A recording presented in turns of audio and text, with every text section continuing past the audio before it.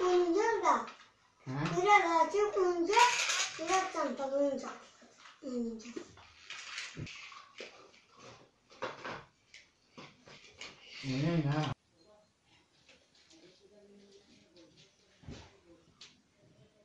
Benim çocuğum Serhat Aslan şu an 7 yaşında.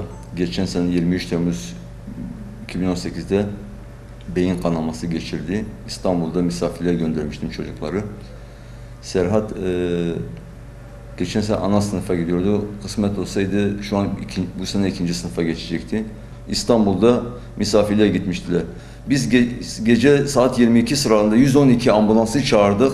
112 geldi. Çocuğun şikayetini anlattı. Eşim dedi ki biz 2 gün önce iç ateşten dolayı biliyordu, götürdük, yere düştü. Beyindeki tomografiyi çekince baktı ki başında beyin kanaması geçirmiş ve beyni şuurunu kaybediyor, kitle olduğunu söylediler. Derhal Bağcılar'a sevk ettiler. Ve orada müşahede altında kaldı. Babası beni çağırdılar. Ben de ertesi gün sabah ani ilk uçakla İstanbul'a gittim. Ve Bağcılar Eğitim Araştırma Hastanesi'ndeki doktorlar bizi çağırıp, anne babayı çağırıp CD verdiler bize. Biz dün gece çektiğimiz tomografi, MR'ı gidin, dolaşın, İstanbul'u gezin, iyi bir doktor bulabilseniz, beyin cerrahı çocuk doktoru bulabilseniz gelin çocuğunuzu götürün. Eğer bulamazsanız bize haber verin dedi. Biz 7-8 saat boyunca İstanbul'u yerle bir ettik, doktor bulamadık. Ve bizim Siirtli yetkililer sağ olsun, Allah razı olsun, burada onlara sesleniyorum. Ben onları aradım. Siirtli iş adamları olsun, Siirtli yöneticiler olsun aradım.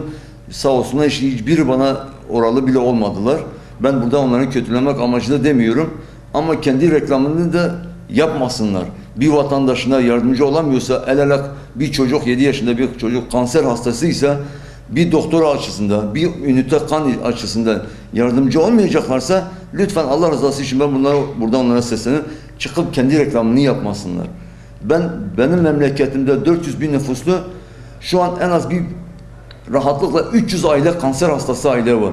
Ve ben kendi ailem, benim 4 çocuğum okuldan çıktılar. Diğer çocuklarım da rahatsız. Ben kızımı ve oğlumu 1,5 yıldır boyunca Diyarbakır Çocuk Hastanesi'ne ve fakülteye götürüyorum.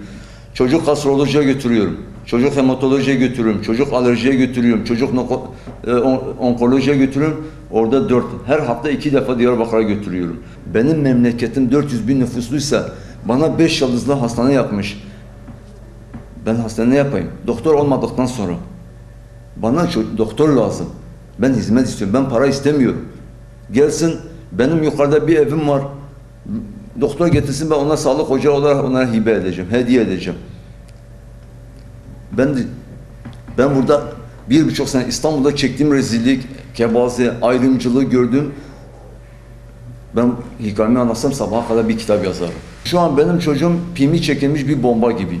138 tümörden en kötüsü budur. Çocuğumun beynimdeki kemik alınmış. Şu an patolojide duruyor. Ama bir türlü iyileşmedi. Biz o kafatasına vazgeçtik. Yeter ki vücuduna başka bir yerine sıçramasın o tümör. Benim istediğim, ben burada size göstereyim abi. Sosyal Güvenlik Kurumu. Ona da şükür. Ben ona da nankör değilim. Ona da şükür.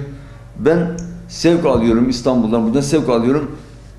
Sadece otobüste verdiğim para 800 milyon. Sosyal güvenliğin bana verdiği 300 milyon paradır. Buradan Diyarbakır'a çocuğu götürüyorum. 120 TL ödüyorum. Ama bana verdiği para 76 milyondur. Buradan İstanbul'a götürdüğüm zaman 800 sadece çocuğa 2 koltuk kesiyorum. Diğerini ise hanıma koltuğu kendi cebimden kesiyorum. Çocuk rahat olsun. Uçakla yasak. Beyinden dolayı uçak yasağı götüremiyorum. Ya özel oto alacağım, özel otele götüreceğim ya da otobüs. Çocuğa 2 koltuk kesiyorum ki çocuk beyninde rahat uyuyabilsin. Hep bu tarafta yatıyor. Sol tarafında yatıyor. Sağ tarafında yatamıyor. Ben buradan Siirt valimize seslenmek istiyorum. Milletvekillerimize, il başkanlarımıza, Siirtli iş adamlarımıza sesleniyorum. Hepimizin çocukları vardır elbet. Yani evlat candır. Kimi anne baba gece gündüz dua eder, tedavi görür. Allah-u Teala bir evlat vermez. kimi de Allahu Teala o çocuklara emanet olarak verir.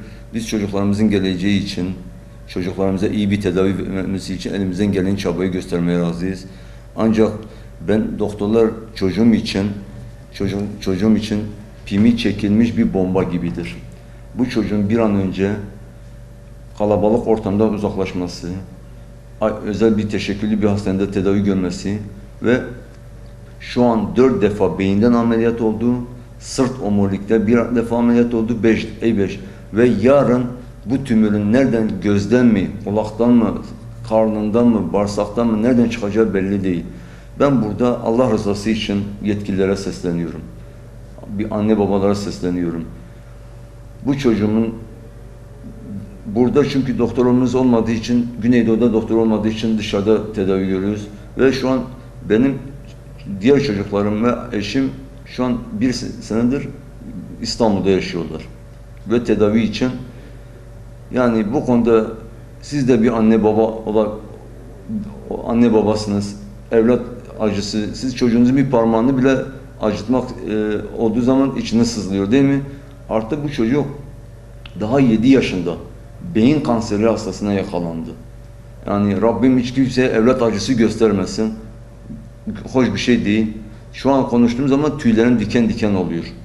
Tek istediğim çocuğumun tam teşekküllü bir hastanede iyi bir tedavi görmesi. Benim kimseden maddi, manevi, para konusunda beklentim değil. Çocuğumun iyi bir teşekküllü hastanede tedavi görmesidir.